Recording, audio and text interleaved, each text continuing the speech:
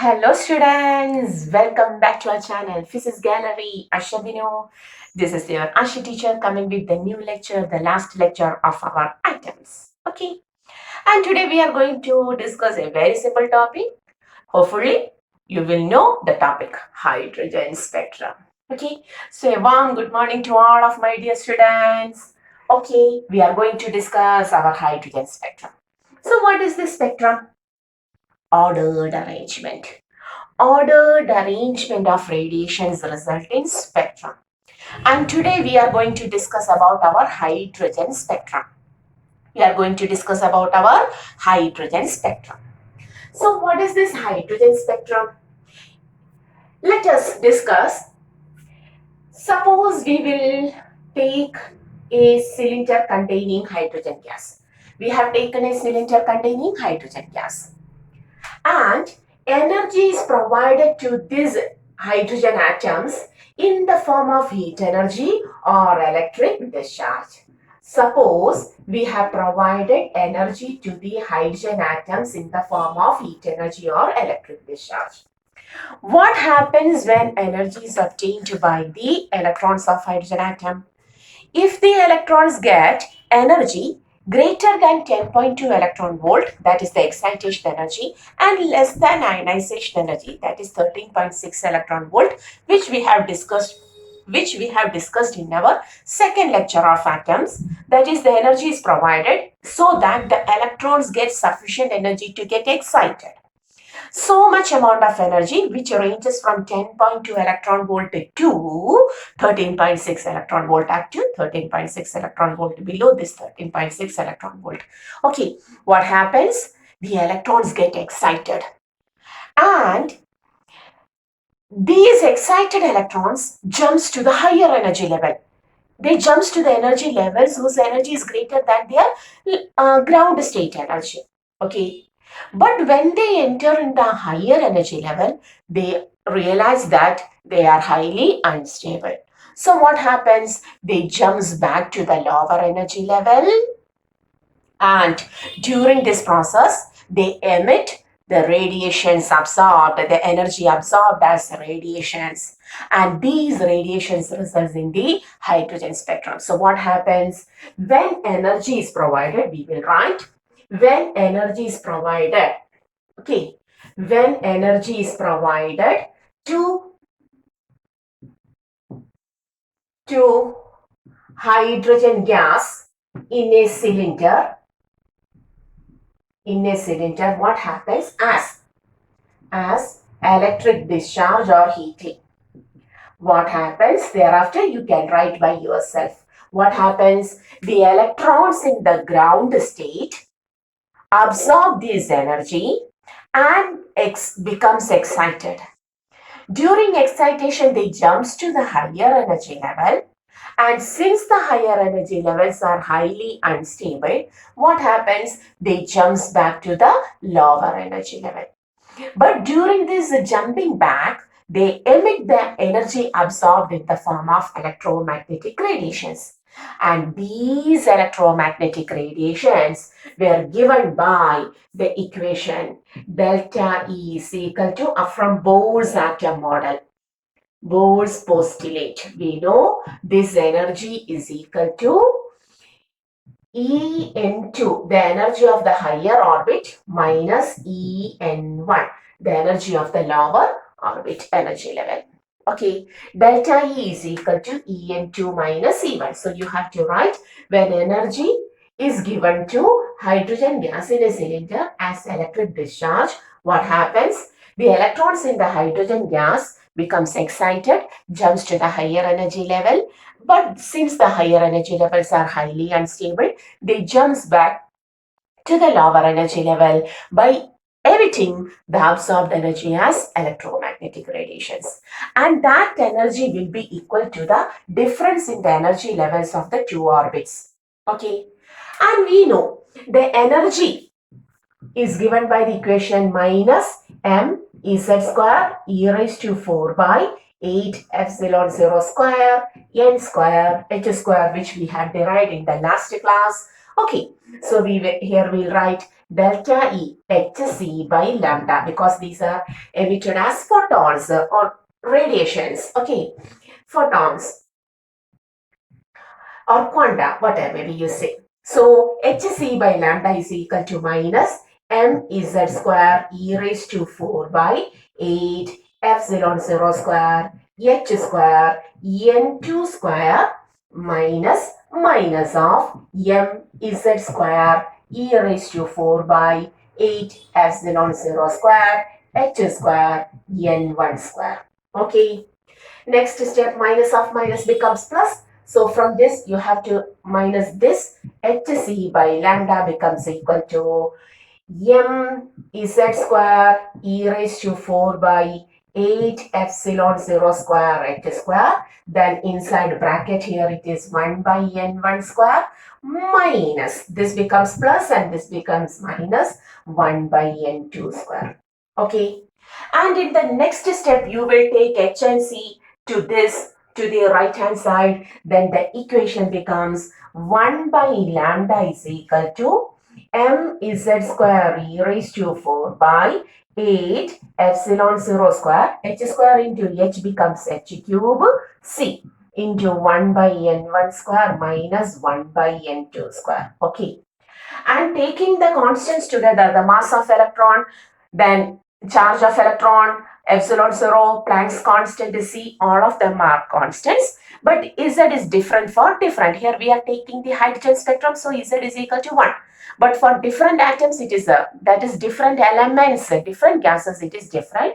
So taking these all together, removing that Z square or separating the Z square, we will get a constant. And taking the constant, it becomes 1.09 into 10 raised to 7 meter inverse into Z square into 1 by n1 square minus 1 by n2 square. And this constant is commonly called as the Rydberg's constant, R Z square into 1 by n1 square minus 1 by n2 square, where R is called as the Rydberg's constant. Hoping all of this topic is known to you. You have even studied it in your chemistry.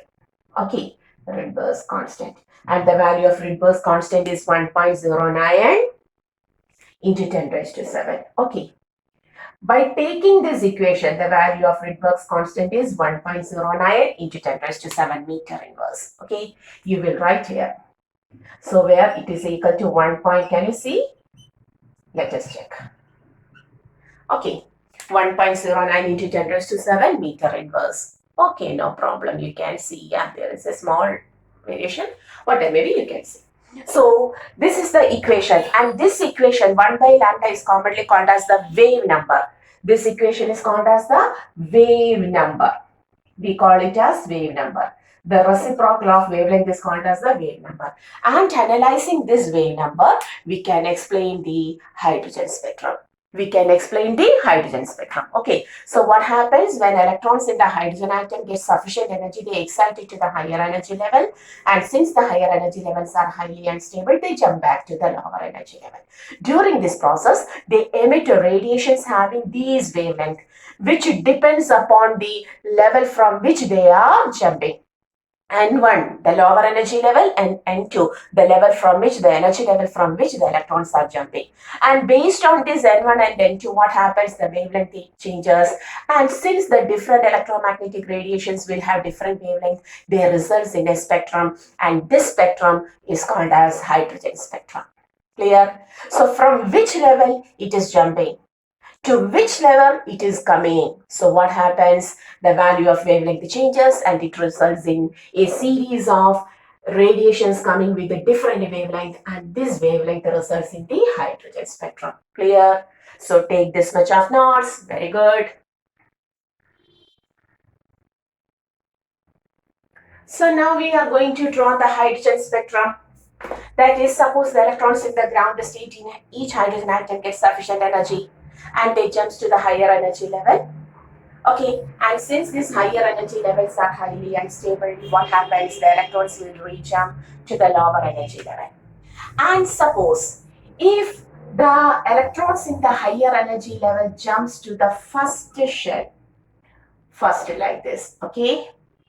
From 8 to 1, from 7 to 1, 6 to 1, 5 to 1, 4 to 1, 3 to 1, 2 to 1. Okay. So during this process, when N1 is equal to 1 and N2 is equal to 2, 3, 4, 5, 6 and so on. Here N1 is equal to 1, N2 is equal to 2, 3, 4, 5 and so on. On substituting, we will get the wavelength in ultraviolet region. And this region constitutes the Lyman series. This region constitutes the Lyman series. All of us know that. Okay. If they jumps to the second energy level from the higher orbits, 9 to 2, 8 to 2, 7 to 2, 6 to 2, 5 to 2, 4 to 2, 3 to 2. Here N1 is equal to 2 and N2 is equal to 3, 4, 5 and so on, and the wavelength corresponds to the visible spectrum, and this spectrum is called as the BOHR series. Okay. Similarly, from higher energy level to the third energy level, 9 to 3, 8 to 3, 7 to 3, 6 to 3, 5 to 3, 4 to 3. Okay, if the electrons from the higher energy level jumps to the third energy level, what happens? N1 is now equal to 3 and N2 is equal to 4, 5, 6 and so on, and the wavelength corresponds to the near IR infrared region, and this is called as passion series. Okay. Similarly, from higher to the fourth one, like this, fourth. Then here N1 is equal to 4, N2 is equal to 5, 6 and so on. In the middle IR region, the wavelength corresponds to, substituting the value of N1 and N2 here, middle IR region, and this is called as bracket series, And finally, which we have to discuss only up to this point, when N1 is equal to 5 and N2 is equal to 6, 7, 8 and so on, far IR region, and is called as the fund series. So these are the important series which we have to discuss. Other series are also they are present to the higher energy levels. N1 becomes 6, N1 becomes 7 and so on. But we have to discuss only up to this 5 series: Lyman series, BOHR series, passion series, bracket series and fund series. Okay. Lyman, when N1 is equal to 1 and N2 is equal to 2, 3 and so on. There the wavelength corresponds to, on substituting the value of N1 and N2, you will get the wavelength corresponding in ultraviolet region. If N1 is equal to 2, N2 is equal to 3, 4, 5 and so on, the wavelength corresponds to the visible. So can you see among the 5 which will be discovered first? Surely BOHR, because the light were visible light is obtained, radiations were visible. And after this BOHR, we have got Lyman series, passion, bracket and fund series. Okay, so this is the hydrogen spectrum. I'm sure you know the spectrum, just we have got a revision of that. Okay, take this. Okay, now we are going to the condition for maximum wavelength in the case of this hydrogen spectrum for each and every series. Maximum wavelength means, if we want lambda max, maximum wavelength, it means frequency will be minimum. Yes, because lambda is equal to, we can write C is equal to nu lambda. Okay, C constant, nu is inversely proportional to wavelength. So, if we want the maximum wavelength, frequency must be minimum. And frequency means E is equal to h nu. When frequency is minimum, energy is also minimum. So we have minimum energy. Energy must be minimum. Understood? If we want the wavelength with the the color, the light, the radiation with the maximum wavelength, the frequency must have to be very less. Frequency minimum means energy is minimum. That is, it has to emit from the nearby, the neighboring. The electrons must jump from the neighboring. For example, in Lyman series, if we take Lyman series, okay, lambda maximum means for Lyman N1 is equal to 1 and N2 is equal to 2.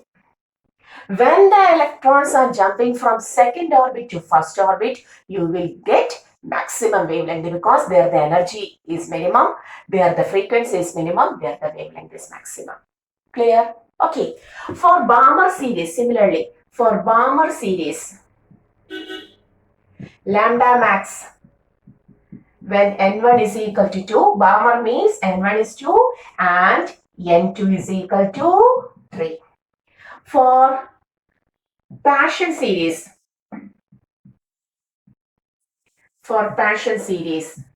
lambda is maximum when N1 is equal to 3. Passion is obtained when N1 is 3 and the jumping occurs from the nearby, the nearest energy level, that is 4 and so on. If you want lambda minimum, lambda minimum means frequency maximum. Frequency maximum means energy maximum. Energy maximum means when it is jumping from infinity. N2 is equal to infinity. That is, for Lyman series, it becomes N1 is equal to 1 and N2 is equal to, it is jumping from infinity, so that energy is maximum. BOHR series, clear? For BOHR series, N1 is equal to 2 and N2 is equal to infinity. And for Passion series, N1 is equal to 3 and N2 is equal to infinity. When the energy level is infinite, the energy is maximum. Energy between the orbitals will be maximum. Okay. And when energy is maximum, frequency is maximum. When frequency is maximum, the wavelength is very less. So, during excitation and re-excitation, when the electrons jumps from nearest energy level to the basic, the ground level, from nearest energy level to the ground level energy level, what happens? We will get maximum wavelength. This is the condition for maximum wavelength. Okay, to get the maximum wavelength in Lyman series, where N1 is always 1, you have to take N2 as 2. To get the maximum wavelength in BOHR series, where N1 is equal to 2, to get the maximum wavelength, you have to take the electron from 3 to 2. Similarly, in Passion series, 4 to 3. Okay, and similarly, bracket 5 to 4 and fund 6 to 5 and so on. But in order to obtain the radiation with minimum wavelength, frequency must be maximum, energy must be maximum. Energy is maximum when the electrons jumps from the infinite energy level to the basic, the ground energy level. That is for Lyman, N1 is always 1, N2 have to become infinity. When N2 becomes infinity, you will get the minimum wavelength in that series. Clear? Okay, so we understood that. So this is all about, we have to discuss in the Bohr's atom model. So Bohr has considered Rutherford's atom model, explained it scientifically, experimentally, and proved.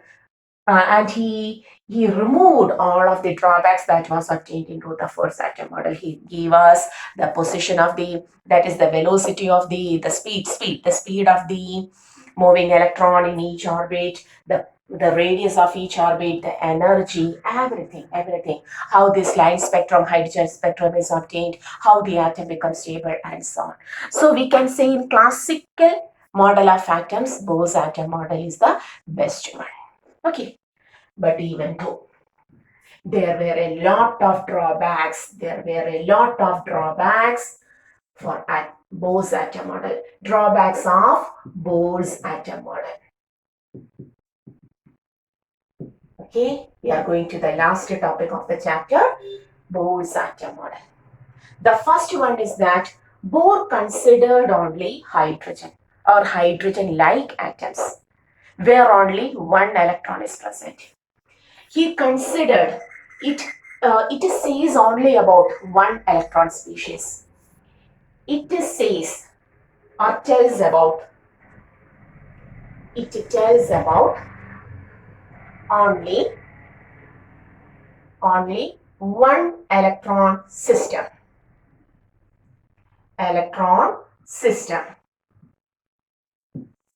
like hydrogen atom,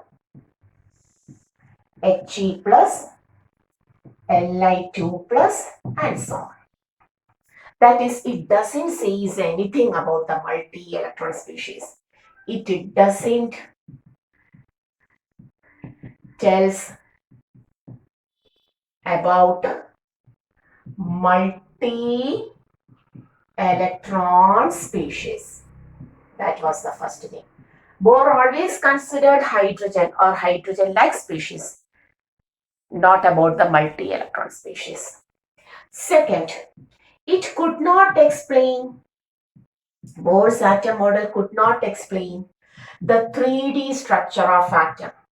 The 3D structure of atom. It always explained about the 2D structure. Electrons are revolving around the nucleus in circular path, not spherical.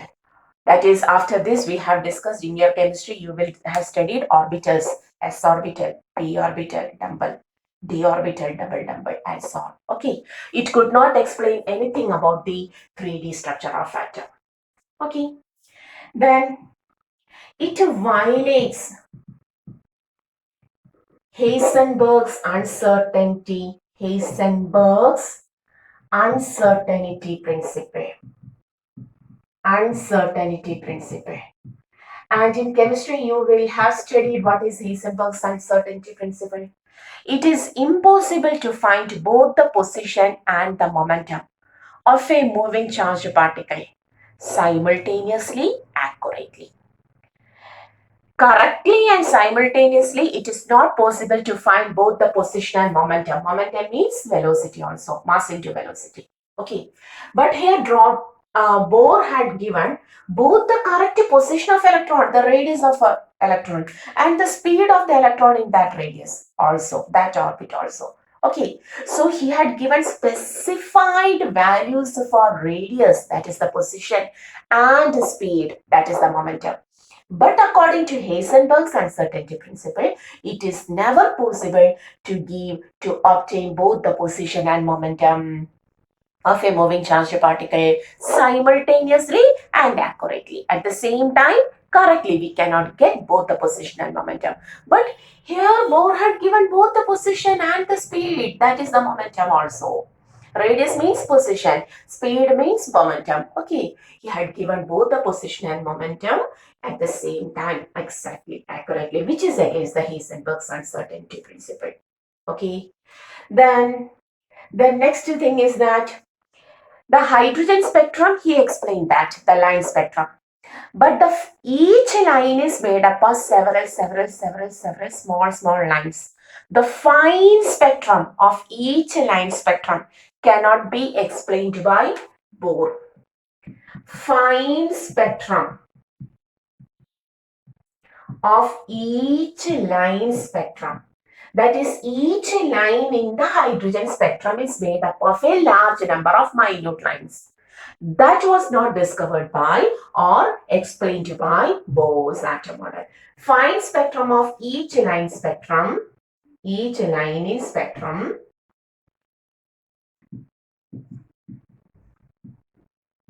was not explained. Okay, then it could not explain the splitting of this line spectrum in the presence of electric field and magnetic field. That is, in the presence of electric field, the line spectrum we got splits up. Similarly, in the presence of magnetic field also, the line spectrum splits off. It could not explained by the Bohr's atom model. It could not explain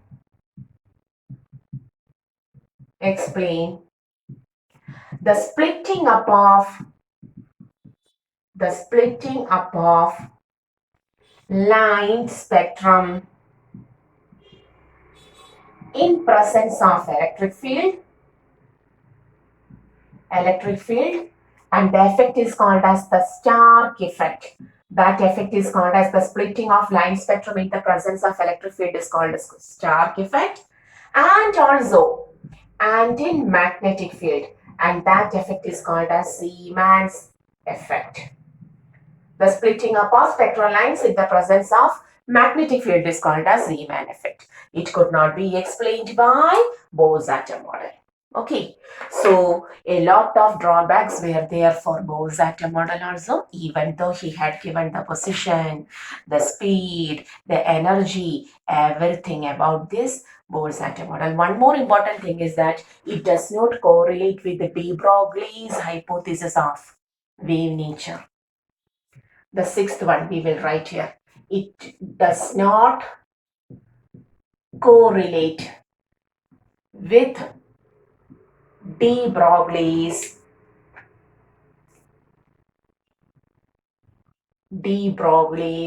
hypothesis of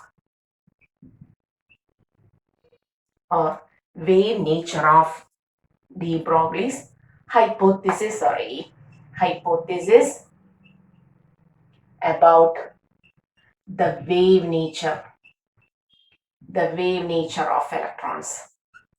It could not explain or correlate with the de Broglie's hypothesis, where de Broglie said that moving microscopic particles like electrons shows their wave nature, and it could not be explained by our Bohr's atom model. Okay, so there were a lot of limitations. Wave concept is not at all explained in Bohr's atom model, wave concept of electrons. Okay, so a lot of drawbacks were there for Bohr's atom model also, but because of Bohr's concept, other scientists understood there were certain limitations, and after this, a mathematical approach for analyzing the atom model obtained. And from here, we will go to the next topic called as the quantum mechanics. Schrodinger wave equation, etc. But according to our syllabus, our topic stops here. We have to discuss only up to the Bohr's atom model and its details, and finally the drawbacks of Bohr's atom model. Okay, write this much. Okay, so now we understood Rutherford's atom model, alpha scattering experiment, observations, conclusions, everything. Then its drawback. Thereafter, Bohr's atom model, everything related to the Bohr's atom model, important postulates, how to take the radius, how to take the speed of the orbiting electron, how to take the kinetic energy, potential energy, total energy, how they are related, and everything, hydrogen spectrum, what is wave number, Lyman-Balmer Paschen bracket, fun series of hydrogen spectrum, everything. But it has a lot of drawbacks also. So this is our syllabus. That is, we have to discuss only up to the Bohr's atom model. That is, we have completed our chapter called as atoms, a small chapter. So hoping you understood the chapter very well. Go through the classes 1 or 2 times, then you will get the whole topic clearly. Okay. Then see you once more. This is our channel Physics Gallery. Asha Binu. See you in our next class. Okay.